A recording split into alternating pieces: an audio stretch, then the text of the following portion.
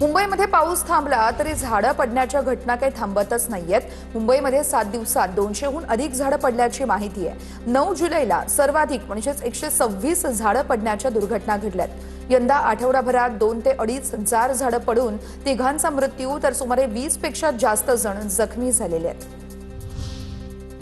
मीरा भाईंदरमध्ये दुचाकीवर तरुणांची हुल्लडबाजी। एकाच दुचाकीवरती 5 तरुणांचा जीवघेणा प्रवास। तरुणांच्या हुल्लडबाजीचा व्हिडिओ सोशल मीडियावरती व्हायरल। मीरा भाईंदर पूर्वेकडील दीपक हॉस्पिटल या परिसरातील संपूर्ण प्रकार। कोस्टल रोडच्या बोगद्यातील आपत्कालीन यंत्रणेवरती प्रश्न उपस्थित आहे। कोट्यवधी रुपये खर्च करून बांधलेल्या कोस्टल रोडच्या आपत्कालीन यंत्रणेची प्रवाशांना माहितीच नाहीये। बोगद्यामध्ये लागलेल्या आगीच्या घटनेनंतर अनेक बाबी समोर आलेल्या आहेत। राज्यातील सर्व पोलीस ठाण्यांमधील सीसीटीव्ही यंत्रणांचा आढावा घेऊन वस्तुस्थिती अहवाल सादर करा। मुंबई उच्च न्यायालयाने पोलीस महासंचालकांना आदेश दिलेले आहेत। फुटेज किती काळ जतन केलं जातं याची देखील माहिती न्यायालयानं मागवली आहे। शाडू मातीच्या गणेश मूर्ती पीओपीच्या तुलनेमध्ये दुप्पट ते तिप्पट महाग असल्यानं अनेक भाविक पीओपीच्या मूर्तींना पसंती देत आहेत। शाडूची मूर्ती तयार करण्यास अधिक वेळ आणि खर्च लागत असल्याचं चित्र आहे।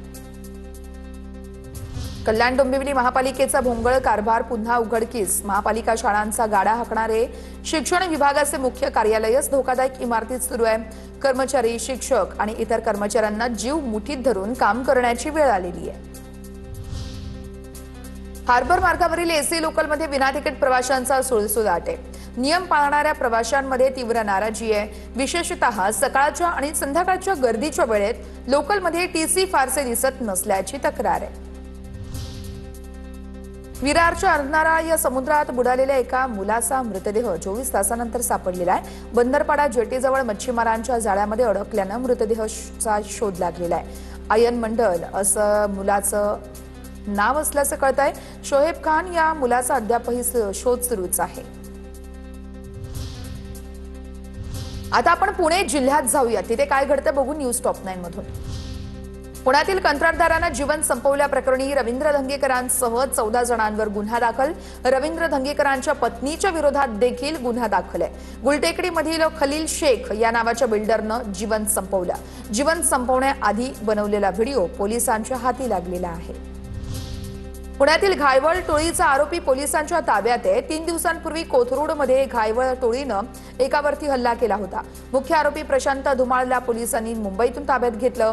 तक्रार दिल्याच्या रागातून मोबाईल शॉप चालकावर हल्ला केला होता। पुण्यातील केशवनगर परिसरात पुन्हा कोयता गँगचा गोंधळ। कोयता गँगकडून गोंधळ घालत वाहनांची तोडफोड। एका 4 चाकी वाहनाचं मोठं नुकसान।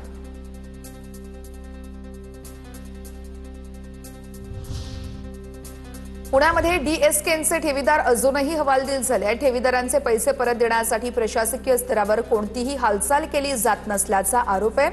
डीएसकेच्या मालमत्तांचा लिलाव करून ठेवीदारांचे पैसे देण्याचे आदेश मुंबई हायकोर्टानं दिलेले आहेत। पुण्यातील येरवडा अग्निशमन केंद्र अंधारात आहे। गेल्या 4 दिवसांपासून अग्निशमन केंद्रात वीजच नाहीये। अचानक कुठे आगीची घटना घडली तर पंपामध्ये पाणी भरण्यास सुद्धा अडचण येण्याची शक्यता आहे। वीज पुरवठा बंद असल्यानं यंत्रणा ठप्प झाली आहे। पंढरपूरच्या वारीसाठी प्रवाशांना एसटी कडून सुकर प्रवास घडणार आहे। कारण पंढरपूरला जाण्यासाठी 40 पेक्षा प्रवासी असतील जास्त किंवा 40 प्रवासी असतील तर एसटी बस थेट तुमच्या दारातच येणार आहे। सवलतीच्या दरात एसटीची सेवा उपलब्ध होणार आहे। एसटीच्या पुणे विभागीय वाहतूक अधिकारी कमलेश धनराळे यांनी ही माहिती दिली आहे। पुण्याच्या भोरमधील विद्याप्रतिष्ठान शाळेत रस्ता सुरक्षा जनजागृती कार्यक्रम। पोलीस निरीक्षक निलेश माने यांच्याकडून विद्यार्थ्यांना वाहतूक नियम, हेल्मेट, सीट बेल्टचा वापर या संदर्भात मार्गदर्शन। पुणे विद्यापीठामध्ये निवृत्त अधिकाऱ्यांची भरती होणार आहे। विद्यापीठामध्ये कर्मचाऱ्यांची संख्या अपुरी असल्यानं कारभार सुरळीत करण्यासाठी घेतला निर्णय। गट अ आणि गट ब या संवर्गातील 10% पदांसाठी भरती करण्यात येणार आहे। पुण्यामध्ये पुढील 3 दिवस तुरळक पावसाची शक्यता आहे। गेल्या 8 दिवसांपासून पावसानं विश्रांती घेतली आहे, त्यामुळे उकाड्यापासून नागरिक हे हैराण झालेले आहेत।